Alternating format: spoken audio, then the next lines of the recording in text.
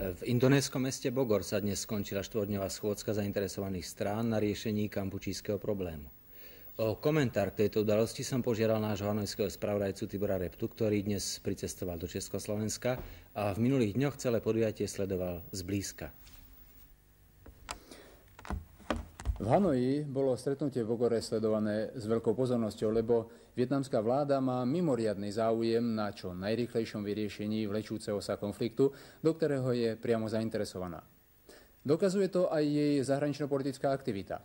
Takto pred rokom sa ministri zahraničných vecí Vietnamu a Indonézie stretli v Ho Chi Minovom meste a dohodli základné zásady neformálneho stretnutia kampučískych strán, pre ktoré sa zaužíval termín cocktail party.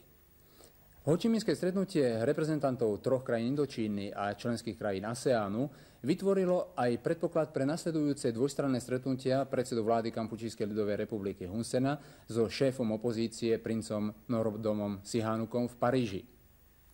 Proces vedúci k stretnutiu v Bogore rozhodne nebol jednoduchý. Preto už samotný fakt, že sa v tomto meste stretli zástupcovia všetkých kampučískych strán a neskôr aj okolitých krajín, možno považovať za úspech. Schôdzka je hodnotená ako psychologický zlom v riešení kampučískeho konfliktu.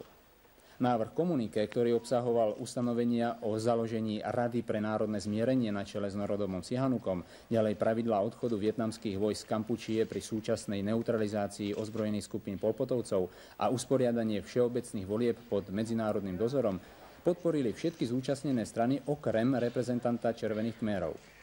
Kvôli takémuto obštrukčnému postoju tejto najzdiskreditovanejšej zložky kampučískej opozície nebolo možné v Bogore dosiahnuť ešte viac. Preto sa aj minister zahraničných vecí Vietnamu Nguyen Co Thach vyjadril, že pociťuje s výsledkami len polovičné uspokojenie.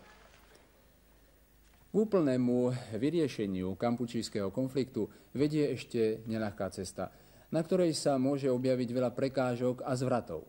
V každom prípade prvé veľmi dôležité kroky k nastoleniu mieru v Kampučí už urobili.